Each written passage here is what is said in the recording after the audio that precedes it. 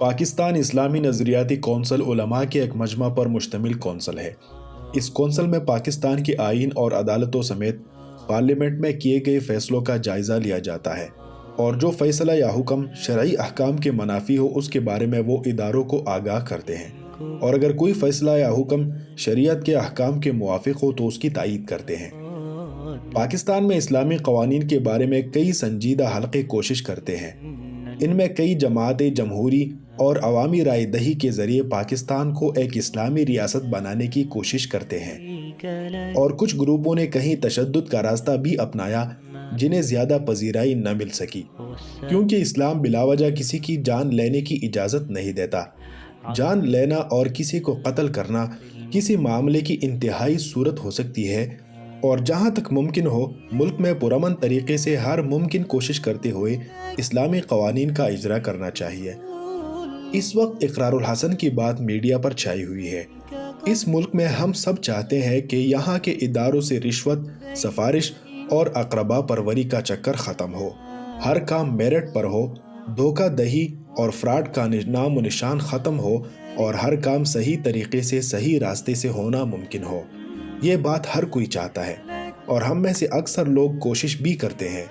اگر کہیں کچھ غلط ہوتا ہے تو ہم آواز اٹھاتے ہیں، غلطی کو درست کرنے یا غلط شخص کو قانون کے حوالے کرنے کی کوشش کرتے ہیں۔ لیکن اس کے ساتھ ایک بڑا مسئلہ ہم میں پایا جاتا ہے جس کی طرف عموماً کسی کا دھیان نہیں جاتا۔ مسئلہ یہ ہے کہ ہمیں بڑی جلدی ہوتی ہے کام کی۔ اگر کسی سرکاری دفتر میں ہمارا کام ہو تو ہم چاہتے ہیں کہ وہ کام فٹافٹ ہو جائے۔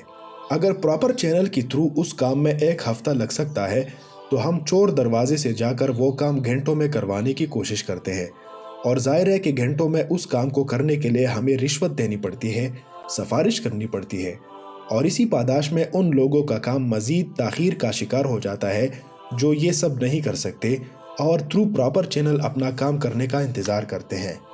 ہماری اس جلد بازی کی وجہ سے اکثر سرکاری افسران اور کارندوں کو رشوت اور شاہ پسندی کا خمار چڑھ جاتا ہے۔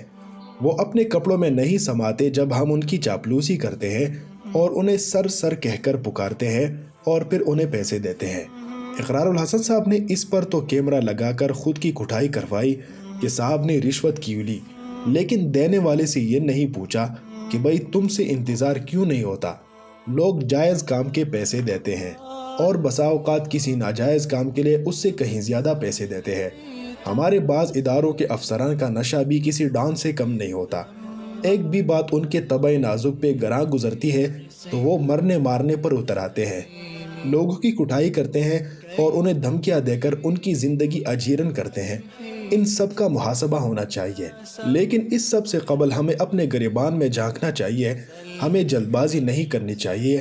ہم آج کا کام کل پر ٹال دیتے ہیں اور پھر جلدی بھی کرتے ہیں۔ ہمیں کسی کو رشوت نہیں دینی چاہیے۔ اگر کوئی مطالبہ کرے تو اس کی شکایت کرنی چاہیے۔